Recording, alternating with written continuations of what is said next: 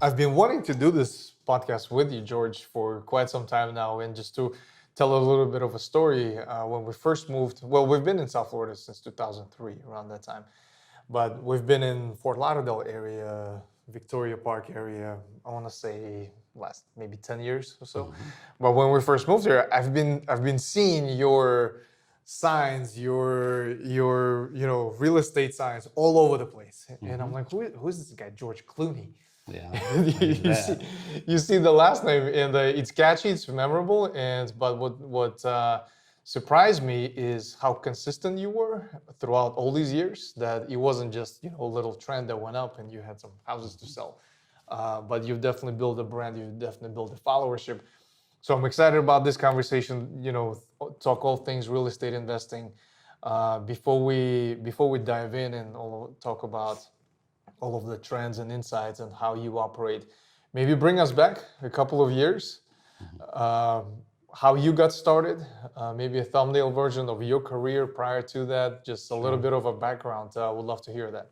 Mm-hmm. My earliest remembrance of my father actually uh, was when we had a small farmhouse. We had a big farm, and he built a new room on the back of the house, and he put a stanchion in and built this room because we liked to play canasta back then. It was here? That was in upstate New York, up near Rochester. The thing is, I was 8 years old when he did it. 9 years later, I had joined the Marine Corps, and I was sitting on those back steps, and my dad was there when I told him I was joined the Marine Corps. He was kind of sad about it. He didn't know I was going to do it.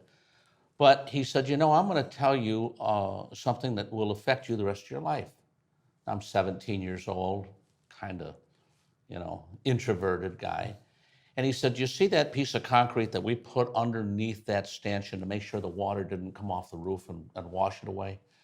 Well, that concrete is about 5 inches thick and about 5 inches long. And there's a hole in that concrete now. And that hole didn't come from the storms or the snow. It came from a drop of water that came off the eave trough after the storm.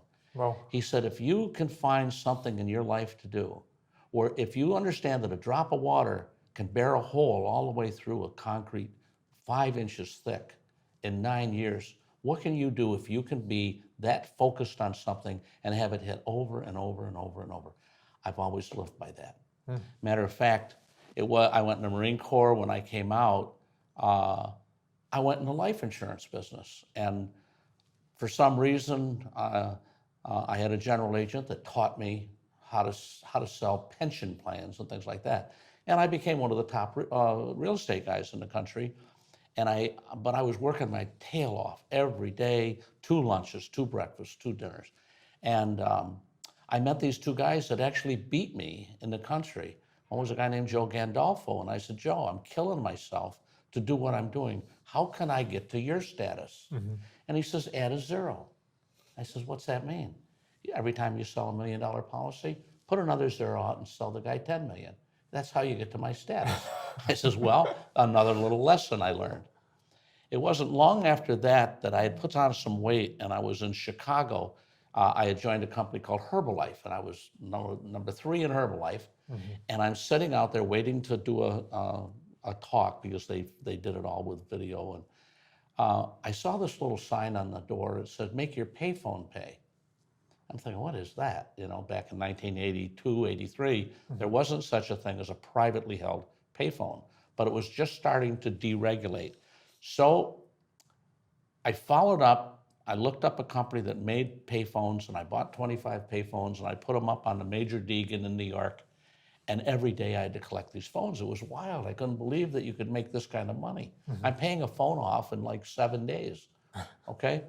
So I didn't have any money, but Mobil Oil came to me and wanted me to put payphones in every gas station in the country. No way. I had $25,000. No way. But I went and I got a guy to invest in my company, put $300,000 in for 10% of my company. And we put up 100 phones. And then a company called Ascom out of Switzerland came. And they said, how many could you put up? I said, I had 10, 20,000. I could do this all day long. So they gave me a line of credit of $25 million. I started with 25,000. Wow. I sold that company in 7 years for over $140 million. That's crazy. It's crazy, right? But it came back to the drop of water. You see, I never looked back. I'd put up 100 phones this week, and then I'd put 100 the next week, and I never looked back. But every phone was adding to the bottom line. And when I got all done, I had tens of thousands of pay phones, and that's when I sold it. So those things influenced me as to how I at least think today, and where's some of the thoughts that I have about real estate, to tell you the truth. I sold my company, I kind of retired, but before I sold my company, as I was building it, I needed infrastructure in the country. So I was going to payphone companies in Chicago one day. I walked in and these four guys were not getting along. They owned the company, and I said, how much would you take for your company? They said, $5 million. I said, I'll buy it. But I have to pay you $1 million a year for 5 years. I had nothing down. But you can have the security interest in it. I'm going to put new equipment in. I'm going to build the thing. And they actually gave me their company. That's when I got dangerous, because now I went around the country. I bought 30 more companies with no money. So again, that comes up to my real estate thinking. I was always afraid of failing, and I never had the money that I needed to do what I wanted to do. So when I retired, bought a home down here in Florida, sight unseen, and I'm putting televisions up on my back porch. And my wife says, what are you doing? I said, I'm going to be a day trader. She says, well, you're not working from home doing that. I said, why not? She says, you're not working from home. We had just got married a couple of years before. I had 2 kids. No. So go get a real estate license. So I went and got a real estate license. And Just like that. Huh? Just like that. Huh? Just like that. And I was with a company called Wimbish Right Way. It was a Sotheby's company down in Miami. And I went to this guy, Alan Jacobson. And I said, Alan, I'm new, but I know how to buy buildings and sell buildings. And he only had residential. But he let me do what I wanted to do. And I had a lot of gas stations. So I would call the gas station, do you want to sell? Do you want to sell? And I started there. But then Mobil Oil came back. And so we want you to buy all of these jobbers, these small gas stations. That's what I did.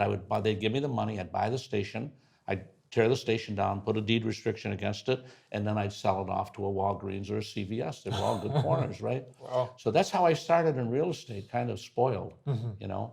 And then I got into pre-construction, where they were building all these buildings in Miami. I went down there every Friday and Saturday night. They'd have parties with the cheerleaders and the bands and everything. So I started to call my customers from around the country, and I said, listen, you ought to take a look at this thing in Miami, what's going on. And I'm selling all these condos every single weekend. People come in, I'll buy number 1, number 4. I couldn't believe it. But we never had one not close. But of course, it tailed off in 2008 when everything tailed off. Right. But I guess if I learned a lesson, those were the lessons that I learned. The real estate business is a simple business, but it's not easy. And that's the best way to explain it. Wow, what a career, and thanks for giving us an insight into kind of that journey you went through. Very entrepreneurial. You've had a lot of success, and probably, I'm sure, along the way, a lot of successful failures as well. Failure, sure. From a perspective of just building out what the company is right now, was that always the plan for you? Because you started out, I would imagine, as a sole performer. You were great at sales. You sold your company, you sold telecom, you sold then real estate. But to where it has evolved into just this pretty big size brokerage with the real estate agents and other folks involved, was that always the plan? And how did that kind of grew into that? No, it wasn't the plan. Neither was the payphones the plan. Neither was the life insurance. What had happened was my daughter called me up. My wife was a ballerina, and my daughter was following in her footsteps, and she went to college up at University of the Arts in Philadelphia. And one day she called me, she says, Dad, I got hurt and I'm not going to be able to dance anymore. I said, well, what are you going to do? That's your whole life. She said, I'm coming in the real estate business. I said, really? I said, oh, I almost died because I know how hard it is. But what I learned from her was the dedication that she had to be a ballerina and go to dance class every day and every night. She brought that over into the real estate business. She came with an idea of texting businesses, texting multifamilies, So she texts around 300 people every day. I swear to God, she must talk to everybody 4 or 5 times a year. We have been texting everybody that owns a multifamily, a business. So that's where it started. And then she brought on about 8 of her dancer friends, and they all had that same work ethic. You know, I, on the other hand, I had always liked to be around younger people, and I hired some really, really great-looking people that were really smart. I remember one day that we had an office over here on Northwest 2nd Street, and they came and they wanted to have us leave. But I found out the train was coming, the Bright Line. And from that day, all I did was go door to door on every business from Broward Boulevard to Sunrise, from Federal down to Andrews Avenue, and we got all those lots, and we sold them. And today, it's all high rises. Right. And then I decided to go across to Andrews Avenue. So I needed more people. As I got older, I couldn't go do that, you know. And I found that if I'm not a broker, I'm an agent, but I had 108 agents. Wow. And those agents go out and they do what Lauren does. They text people all over. They bring me the deals. I get to see them. And my job is basically finding the buyers and trying to match the buyer with the deal. And I get to see the good deal. I get to see the bad ones too. Right. But I get to see the good ones. And the good ones, if you want to build a business, especially in real estate, the first thing that you sell to a person, the first thing you make it a winner. If it's a loser, you'll never see him again. And if it's a loser, it costs you too much to find the person that's that buyer. So you always want to find good deals. You can't be greedy. You got to find good deals, and then you've got to pyramid that thing up. Right. I've got guys that started with $1 million 10 years ago. Barry, he's got $37 million worth of real estate now, nice. All with the first million that he bought. But it comes back to those times when I was buying businesses, no money down, that type of thing. So today, I've kind of evolved with the interest rates into getting the sellers to finance them with a low interest rate to fight off that higher interest rate. And it gives me the ability to do other things that I couldn't do with the bank. My belief is when you buy a building, you have the land, you have the building, but you also have something else.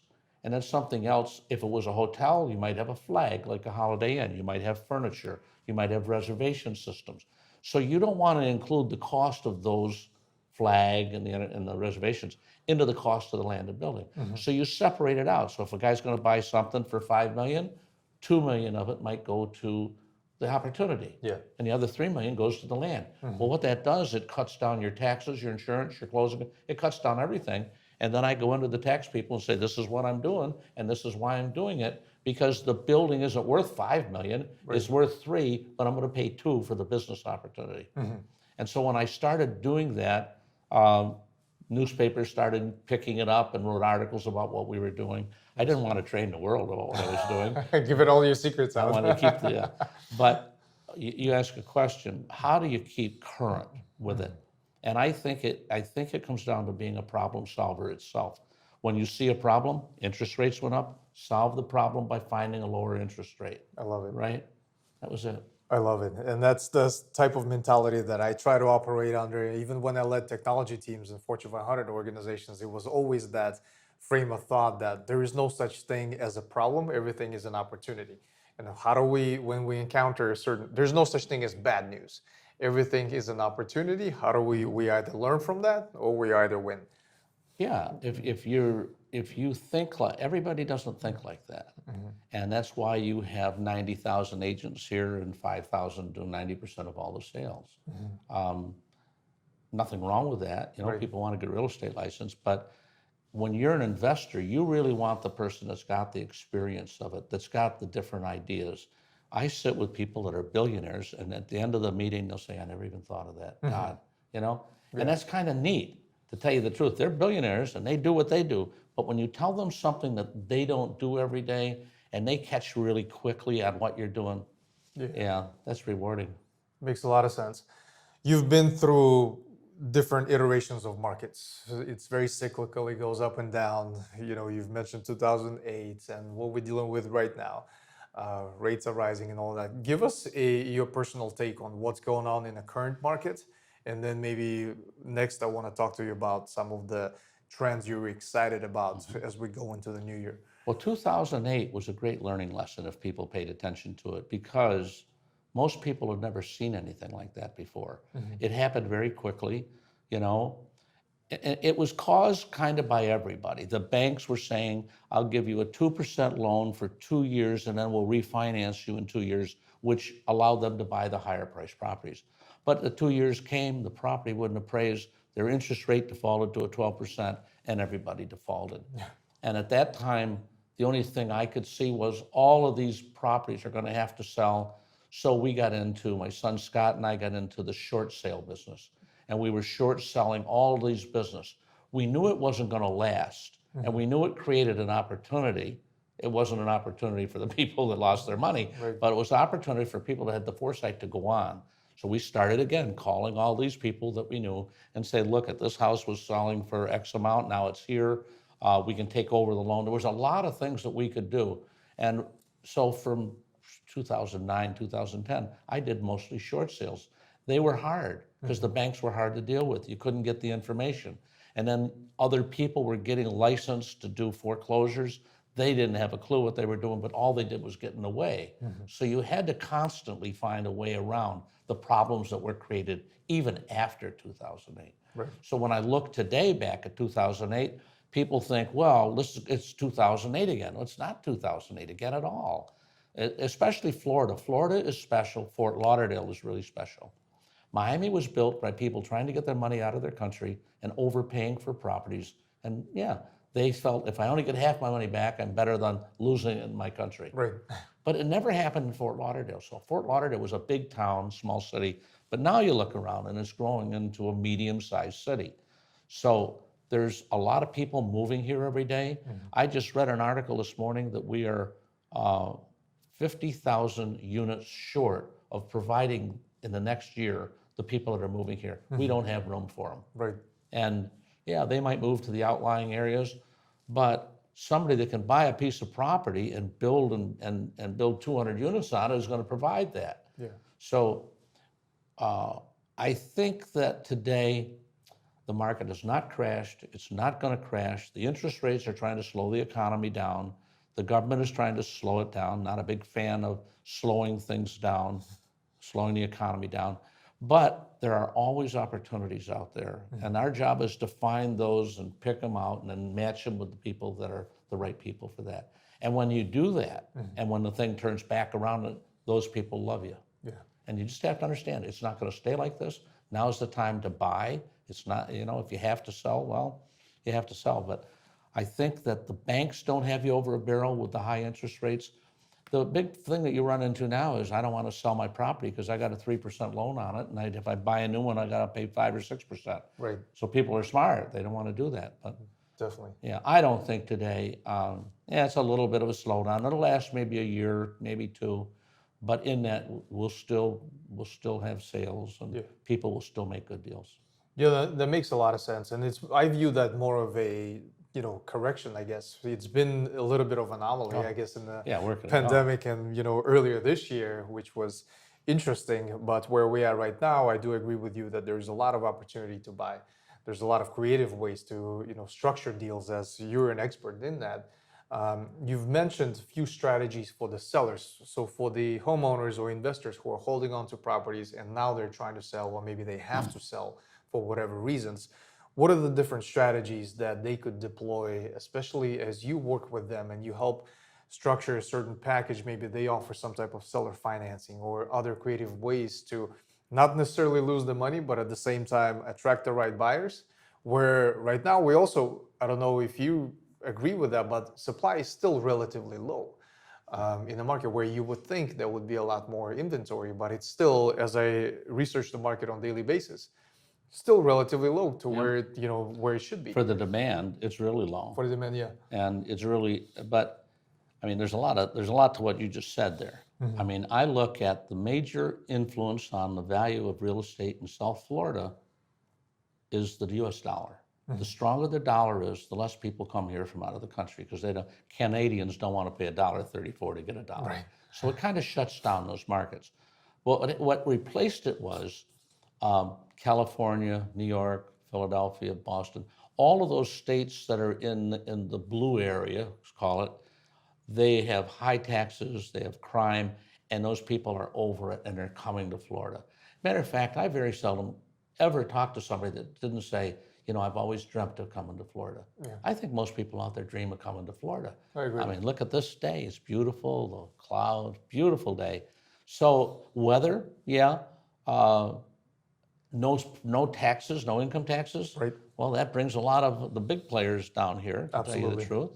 And so if you look at it right now, from a seller's perspective, they've really, if they don't have to sell right now, and with the interest, just because of the interest rate alone, I probably wouldn't sell because I agree with them. But if they have an opportunity to, they got to be careful. There's a thing called the Homestead Act here. Well, if I'm living in my home and I've lived in it for 2 or 3 years and I sell it, my wife and I can get $500,000 tax-free. Right. So for me to finance my house to somebody else, I'd lose my homestead. I'm giving up $500,000 tax-free. They got to be careful. I think the Homestead Act is another thing like the interest rates. It's one of those things that is a major factor in what makes people think about doing things. Right. And it's a great program they got here for that. I think that we do a lot of multifamily now, and we are also looking for properties that have more than one option to it. Now, you keep your options open, right? Yeah. Most people do. So if we're going to buy a multifamily property, we want to know, well, first of all, can we fix it up and raise the rents and make a good return? Right. Can we buy the property next door? Because if we do, generally, if I buy a contiguous property, it goes up 20%, both properties, a good way. Well, can I condo convert it? Can I make these buy in bulk and sell individually, right? So I buy a building that's got some nice size units in it, and I'm buying it for $500,000 a door. I'm reselling it to the young people that can't even buy here for $1 million. I make $500 a door. That's what's going on right now.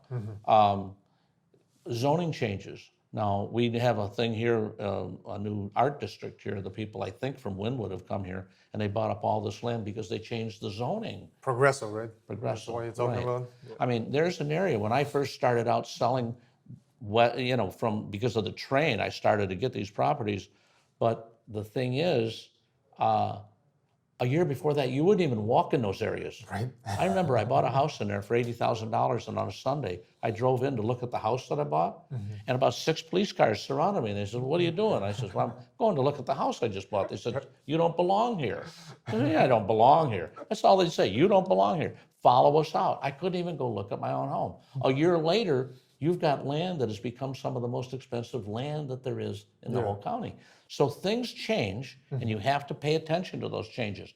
It's not that you're so smart that I could think today about what do you do 10 years from now. Yeah. It's that along the way, you get forced to find a way to get it done, right? So you just have to be thinking about it and always look through the eyes of the buyer or the seller. See what they're looking at. Yeah. Right, and then when you do that, because when you're talking to somebody, you can tell by the expressions, they'll make some. But if you look at that and then you think, well, what are they really thinking about? You know? Yeah. Those are definitely very interesting insights. And just to add a little bit more to that, when I analyze a lead or a prospective, investment opportunity in real estate, one of the things I try to think about is 3, 5, 7 years down the road.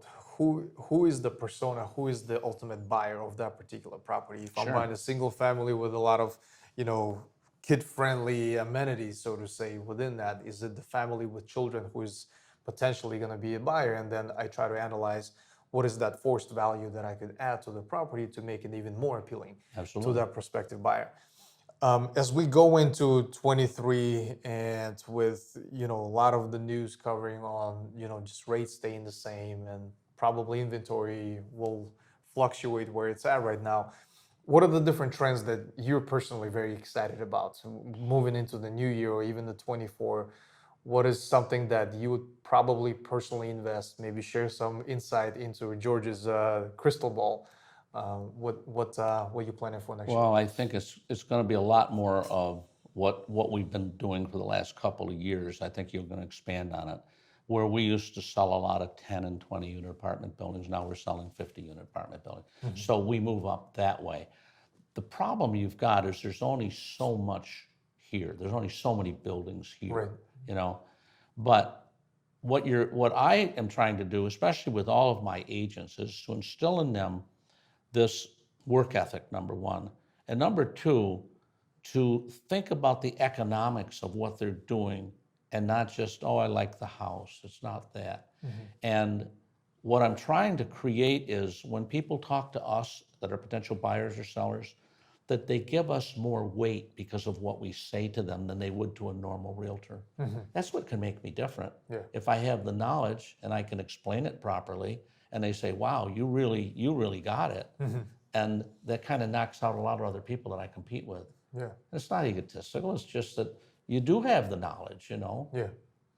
That makes sense. You know, at the end of the day, when I look at, you know, real estate opportunities outside of Florida, some of the real estate agents or professionals that I talk to, one of the first questions I actually like to ask them is, are you a real estate investor yourself? Do you invest into real estate? Because I was surprised at how many real estate agents out there, they don't even invest themselves. And that puts them, I think, in a little bit of a disadvantage because you can't put yourself in the shoes of that particular investor. What do they look for? How do they analyze deals? I can tell you, when I started as a salesperson back when I was 20 some years old, I figured out 4 things that I would have to do as a salesman of any product, because that's really all I am as a salesman, right? Yeah. The first thing I had to do is I had to talk to a lot of people every day. And this is what I preach to my agents. Talk to a lot of people. You get in an elevator with me, you're going to talk to me or I'm pulling the emergency button, you know? So talk to a lot of people. Bring the conversation around to what you do for a living. Hi, I'm George Coloney. I'm Mary. Hey, Mary, what do you do? Well, I'm a doctor. Geez, Mary, I'm in the life insurance business. Where's your office? And I bring the conversation around to what I do, right? The third thing is invest in your own property. Use your product yourself, whatever it is. If I'm selling toothpaste, I'm brushing away with that, right? Yeah. And the fourth thing is never, never, never, never, never, never, never quit. If those 4 things are done by any salesman, they never will lose. They'll never be without. And that's it. That's how simple it is. Simple, not easy, Yeah. right? But you're right. Agents that get in, they make a little money. Most of my agents are buying a duplex, they're buying their own home.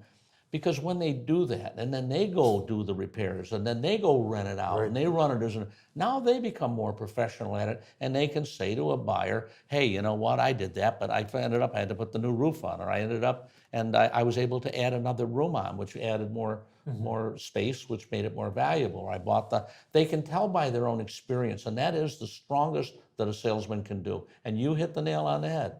I want to know who's doing what I'm looking to do. Because they've been through it.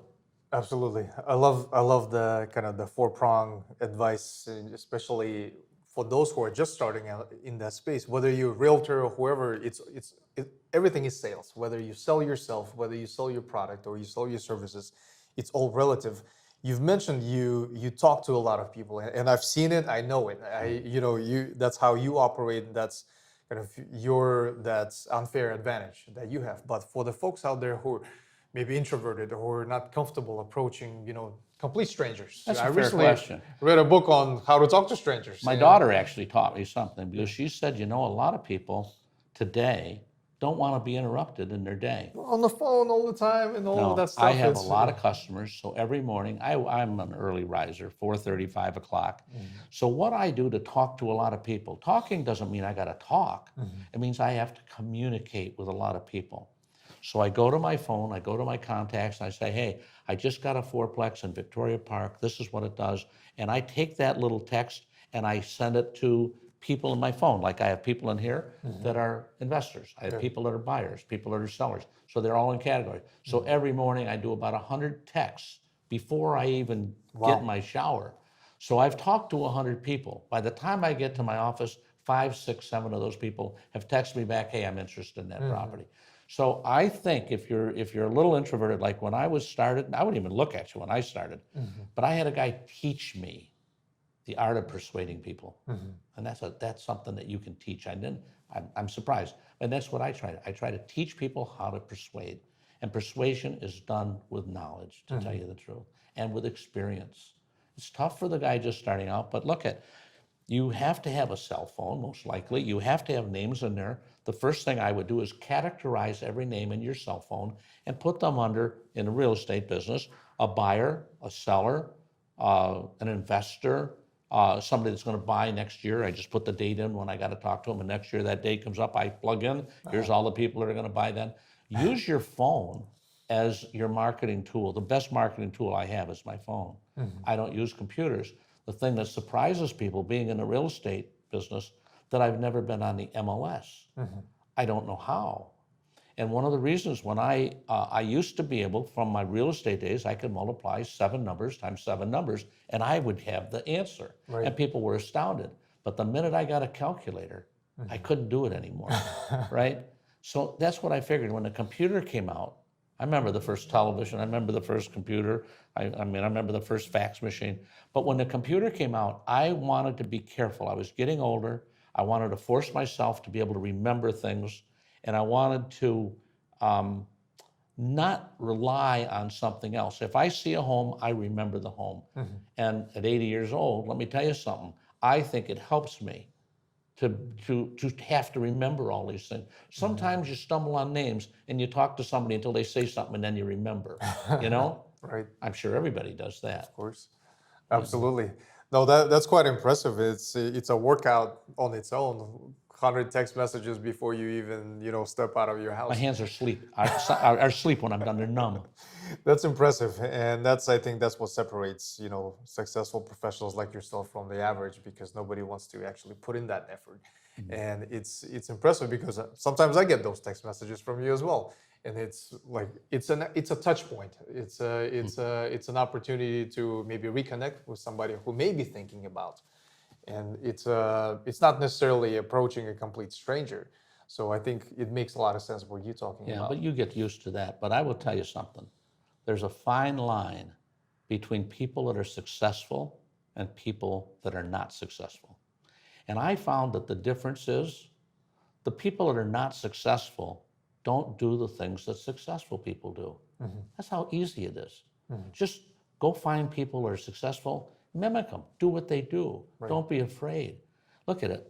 I was always afraid of failure, and it brought me out of this, brought up on a farm. I didn't have any kids. I didn't know any, went to school, came home and worked, and I had to learn how to approach people, and I had to learn how to remember their name, and through all of that, though, there's nobody I won't talk to today. Yeah. And I always have a reason. If I'm out to dinner and walking to my table, I'll look down and say, what is that? What is this? I said, really? I might order that. What do you do, by the way? So any opportunity to talk to somebody is a good opportunity. And what do you got to lose? If I talk to 100 people and one person buys a $10 million building, was it worth all those other 99? It was worth it because I had fun doing it. I made it fun. Right, absolutely. Yeah, exactly that. I think that fun aspect, if what you make of that. If you're forcing yourself into something that you maybe not enjoying, or you're making a struggle, I think it's very easy just to give up and not, follow through with that. So that makes a lot of sense. You've talked briefly about multifamily, properties that provide different avenues and maybe diversifying that income stream, that cash flow from a single property, probably. That makes a lot of sense. It's very interesting. Any other asset types that you're interested in, especially going into this interesting market in next year? A lot of times within some of my circles, real estate investors, a lot of them who are technology professionals, their kind of consensus is, I'm gonna sit on sidelines, let me observe, because the rates are crazy and whatever that means. And I'm gonna see where the market corrects next year, and then I'm gonna start taking action, which I don't necessarily agree with that, but I get a lot of that type of feedback. Well, you bring up two things, really. The first one is, as I look myself, being this old and doing what I'm doing, and I go to meetings all the time that talk about doing podcasts, doing a lot of video, being online, being on social media, being all these things, right? Right. And I think, I'm so busy now, I can't do it. So the old-fashioned way still works for me. Yeah. And I don't know that I'm ever gonna, But I watch my daughter and I watch these other, you got 100 people I watch every day in the office. And they're out there, they're on social media, they're taking films, they're doing all this, because they're including their life in the people that are coming to them. And they kind of break a barrier. Do you know when you shake hands, do you know why you shake hands? It's to break a barrier, whether it's a woman or a man. Once I touch you, your hand like that breaks a barrier, and it opens up. And when I shake hands, I tug a little bit, and you look right in my eyes, and I can kind of tell you right there. If you look away, then oh God, I made a mistake here. But there are little techniques that you learn as a salesperson. Maybe everybody learns the same thing. Yeah. So, as far as the future in real estate, it is probably going to be that social media. I signed up for a company called Zillow, which may be the worst company I've ever seen in my life, because all of their information is wrong, and they sell me on paying all this money to them so that when somebody goes on Zillow, I get the call. Right. Well, the calls are useless. And It's not that's kind of what I found out on Facebook too. We ran ads on Facebook, and I got a lot of people calling, but they were awful. Yeah. So yeah, for somebody else, maybe, but not for me. Right. Not that again. No, that makes a lot of sense, because at the end of the day, and that's exactly what I'm doing, my strategy here is just to build that personal brand at the end of the day. We sit here and we look out the window and we can see an area there, kind of reminds me of Central Park in New York. But what that shows you is that's an area that could grow. I think you have to pay attention to zoning changes, okay? Because a zoning change can make a whole community overnight change, right? So I think that besides the cash flow, besides building a portfolio of a variety of things, multifamily, shopping centers, warehouses, things of that nature, but the one that has caught me right now is the multifamily, because the demand is so outrageous. We have probably 800 properties. I have 0 one-bedrooms available, 0 two-bedrooms, and no studios available. We also run we have people run for us, but we have these Airbnbs. That's another tough one right there, because it's liable to get saturated. I thought when I first started in the Airbnb business that Airbnb as a company would come buy us out if we had the good locations, because they had all our numbers, right? Yeah. And it would be better for them to own it. Something like what Zillow did. They decided to go buy all these properties and cut out the middleman, right? Until it didn't work, and then they alienated every realtor in town. Yeah. But I did think that would happen, but it never happened with Airbnb. But if you have a good property and you do the right thing with the property and you have good management of it, it will be survival of the fittest. The good ones will maintain. Fort Lauderdale, when I first started coming here back in the 60s, was the capital of the world for people that are spring breakers coming out of college. Right. And it was wild. You can't even believe what it was like here. But you couldn't even move. Everybody came to Fort Lauderdale. Fort Lauderdale, I think, got addicted to the taxes from short-term rentals. It's the one area in the country, I'll bet anything, that they'll never ban Airbnb, like they have some in Miami, some up in Palm Beach. They've restricted some even in Wilton Manors here. If you own over 5 units, you can't do Airbnb with it. So they are restricting because of the complaints they get from neighbors. So you don't want to be right in a neighborhood that's, and you also want to be in a place where I'm on vacation. I want to be there. My wife and I travel a lot, and we go to England and we stay at a really great hotel. And last time she said, geez, there's a really great Airbnb here. So we stayed in an Airbnb. It was new to me. But we, get up in the morning and the kids want cereal for breakfast. We don't have to call that. I mean, everything was right there. Yeah. We were just in England, and then we did it in Italy. We did it at Lake Como, which was killer, right?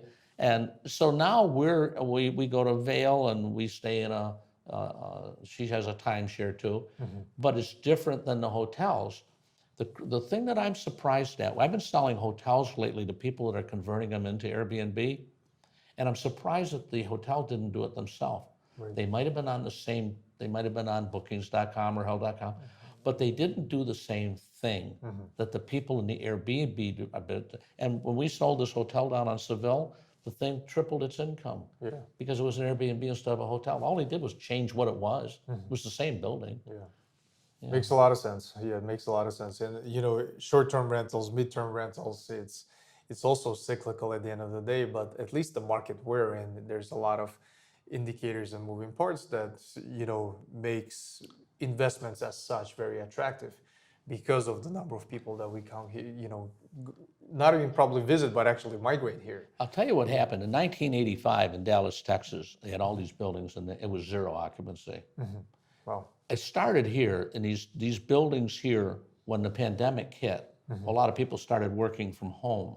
And then we see companies starting to take less and less space in office buildings. Less people were going to the shopping mall because they got used to Amazon, right? Yeah.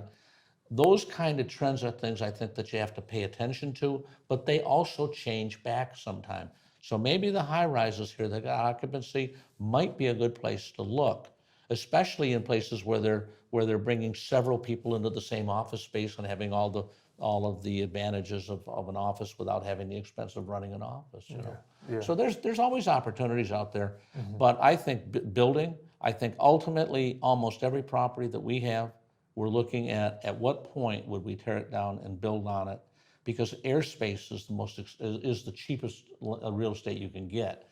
So I look at a building down here, 2 stories, and I could go up 18 stories. Well, how many square feet can I get on 16 more stories? You know what I mean? Right. So it's really about looking and paying attention. And I drive down the street and I'll see a dumpster in front of a property. Well, I know they're doing something. I gotta go talk to them, right? Right. Talk to their people, right, about what I do, right? Exactly. I love that. And it's a lot to unpack. It's definitely, I've personally, learned quite a bit through this very short conversation. In closure, more specifically around you, what is your content diet, as I like to call that? What do you consume on a daily basis to keep yourself educated, informed on all the things going on, maybe in your industry and outside of that? Maybe give us a glimpse into that. One of the things that happened to me, I mean, there's several things in my life I can tell you that affected my business. And one of them, I met a young girl 22 years ago, and she wanted to go to college. And I said, well, if you go to college, you can work for me during the summer, and I'll help you. Esther. And Esther went to Columbia, graduated, and came back and worked for me for 22 years. Esther is a walking encyclopedia, and every day we get to talk, and she's keeping me abreast of, what does a young family look for today? What's happening in the world that affects what we do? Yeah, we get the journals and stuff like that, and I do that in the morning. I kind of set aside 4:30 to 5:30, 6 o'clock is my texting. 6 o'clock as I watch the news. 7 o'clock or 7:30, I'm reading newspapers or I'm reading online what's going on. And there's always articles about what I do. And that's the thing, I am concerned about the world. I never realized that world politics could affect local real estate. Yeah. But it does, right? That's been quite a lesson too. But if I have a regret, I never learned how to speak a different language. That was a regret that I always had. And I had a regret I never went to college because I felt that I would have liked to have been an attorney, but the attorneys tell me you're better off doing what you're doing. So. Yeah, there's always a dark side to everything. Well, George, I can't thank you enough for today. Very exciting conversation. Definitely begs for part 2, part 3, and part 4. I don't know about So that. what I love doing with all the podcast guests is do a follow-up recording in about a year and see when we revisit the conversation from a year ago and see So if you tried to trap me. if everything makes sense, still applies, still. So I'm definitely looking forward to doing that with you as well. Thank you very much. I appreciate the opportunity. Likewise. Thank you, George.